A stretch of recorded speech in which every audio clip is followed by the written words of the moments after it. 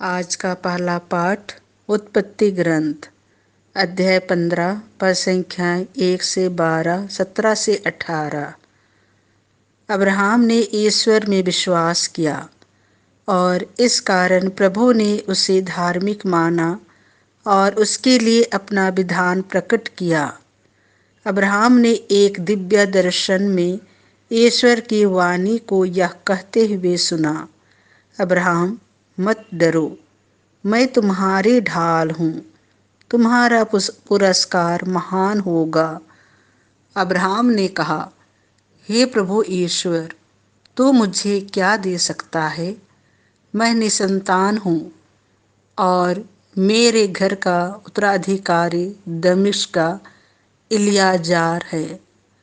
Abraham ने फिर कहा, तूने मुझे कोई संतान नहीं दी, मेरा नौकर मेरा उत्तराधिकारी होगा। तब प्रभु ने उससे यह कहा, वह तुम्हारा उत्तराधिकारी नहीं होगा, तुम्हारा औरस पुत्र ही तुम्हारा उत्तराधिकारी होगा। ईश्वर ने अब्राहम को बाहर ले जाकर कहा, आकाश की ओर दृष्टि लगाओ और संभव हो तो तारों को गिनती करो। उसने उससे यह भी कहा, तुम्हारी संतति इतनी ही बड़ी होगी। अब्राहम ने ईश्वर में विश्वास किया और इस कारण प्रभु ने उसे धार्मिक माना। प्रभु ने उससे कहा, मैं वही प्रभु हूँ जो तुम्हें इस देश का उत्तराधिकारी बनाने के लिए कलदइयों के उर नामक नगर से निकाल लाया था। अब्राहम ने उत्तर दिया, हे प्रभु मेरे ईश्वर, मैं यह कैसे जान पाऊंगा कि इस पर मेरा अधिकार हो जाएगा? प्रभु ने कहा, 3 बरस की कलोर, 3 बरस की बकरी, 3 बरस का मेढ़ा, 1 पंडूक और 1 कपोत का बच्चा यहाँ ले आना। अब्राहम ये सब ले आए। उसने उनके 2-2 टुकड़े कर दिए और उन टुकड़ों को आमने सामने रख दिया, किंतु पक्षियों के 2-2 टुकड़े नहीं किए। गीद लाशों पर उतर आए, किंतु अब्राहम ने उन्हें भगा दिया। जब सूरज डूबने पर था तो अब्राहम गहरी नींद में सो गया और उस पर आतंक छा गया।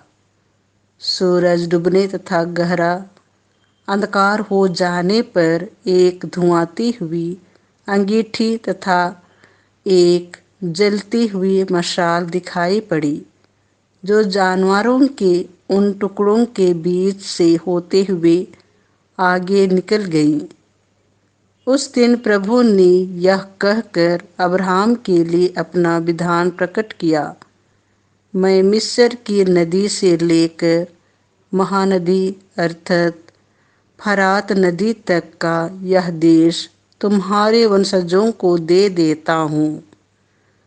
यह प्रभु की वाणी है। संत मत्ती के अनुसार पवित्र सुसमाचार अध्याय 7 पद संख्याएं 15 से 20। उनके फलों से तुम उन्हें पहचान जाओगे। यीशु ने अपने शिष्यों से यह कहा, झूठे नबियों से सावधान रहो। वे भेड़ों के भेष में तुम्हारे पास आते हैं, किंतु वे भीतर से खूंखार भेड़िए हैं।